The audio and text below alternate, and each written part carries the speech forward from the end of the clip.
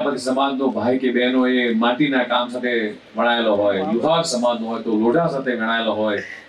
સુથાર હોય તો લાકડાના કામ સાથે વણાયેલો હોય, મોચી સમાજનો દીકરો હોય તો ચામડાના કામ સાથે. આ તમામે તમામ જેટલી વિશ્વકર્મા સમાજની જ્ઞાતિ છે, આવનારા દિવસોમાં જે માનનીય મોદી સાહેબનો જે સંકલ્પ છે